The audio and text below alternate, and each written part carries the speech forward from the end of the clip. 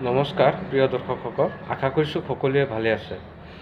আজি এইটো ৰিলৰ জৰিয়তে মই আপোনালোকক এটা কথা জনাব বিচাৰি আছোঁ। যিসকল ব্যক্তিয়ে PM কিষাণ কৃষক হয় আৰু যিসকলে তেওঁলোকৰ আবেদন কৰিছিল, PM কিষাণ আঁচনিৰ বাবে আবেদন কৰিছিল, তেওঁলোকে কি কি কৰিব লাগিব আৰু তেওঁলোকৰ কি কি নথিপত্ৰৰ প্ৰয়োজন হ'ব সেইবোৰৰ বিষয়ে বহুত কৃষক আছে নাজানে। তো মই এইটো ৰিলৰ যিটো ডিছক্ৰিপশ্যন আছে তাত মই এটা লিংক দি থৈছোঁ। আপোনালোকে সেই লিংকটো চাই পেলাই আপোনালোকে এতিয়াই আপোনাৰ ভিডিঅ'টো সম্পূৰ্ণ চাই এতিয়াই জানি লওক আৰু কি কি আপডেট কৰিব লাগে এতিয়াই কৰি থওক। কম দিনৰ ভিতৰতে আপোনাৰ চৰকাৰে টকা 20 নম্বৰ যিটো কিস্তি আছে সেইটো দিব। তো আপোনালোকে এতিয়াই কামটো কৰি থৈ দিয়ক। ধন্যবাদ। ডিছক্ৰিপশ্যন যিটো আছে তাতো গৈ পেলাই আপুনি লিংকটো চাই লওক।